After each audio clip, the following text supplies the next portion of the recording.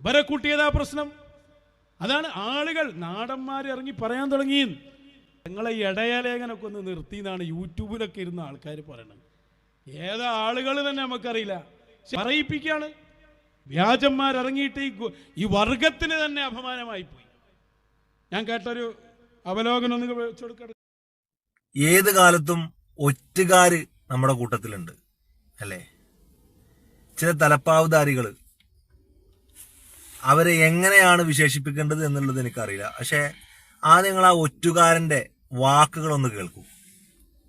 നമ്മുടെ ഭാരതാംബയുടെ മുന്നോട്ടുള്ള ഗമനത്തിനു വേണ്ടി നമുക്കൊറ്റക്കെട്ടായി കൈകോർത്തു പിടിക്കാം.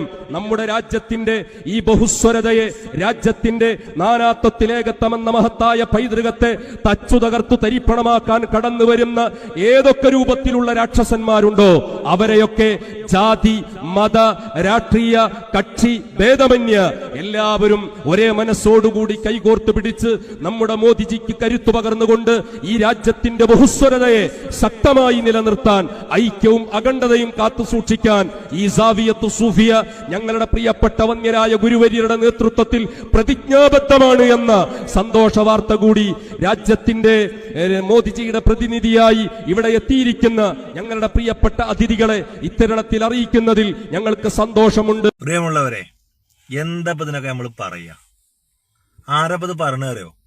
വലിയൊരു തലയെക്കെട്ടും കെട്ടിയിട്ട് നെറ്റത്ത് വലിയൊരു നിസ്കാരത്താമ്പം വെച്ചിട്ട് ഈ സമുദായത്തിന്റെ നേതാക്കളാണ്, സമുദായത്തിന്റെ വലിയ കുളിയാണ്ടർമാരാണെന്നൊക്കെ പറഞ്ഞു നടക്കണ ഈ തലപ്പാവുധാരികളുടെ ചില ആളുകളുടെ അവസ്ഥകളൊന്ന് ആലോചിച്ച് നോക്കി.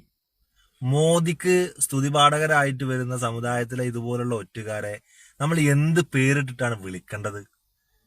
ഒരു പിടുത്തം കിട്ടണില്ല ഇവരെ വാർത്ത. അതായത് രാജ്യത്തിന്റെ എല്ലാ മതേതരത്വം സൗഹാർദ്ദമൊക്കെ മോദിയുടെ കയ്യിലും മോദിയുടെ ഭരണത്തിലുമാണെന്ന് പറയുമ്പോൾ ഇവര് ഈ ഇന്ത്യയിലൊന്നല്ല ജീവിക്കണേ എന്നുള്ളതാണ്. ഇങ്ങനെ കുറെ ആൾക്കാർ ഇറങ്ങിയിട്ടുണ്ട്.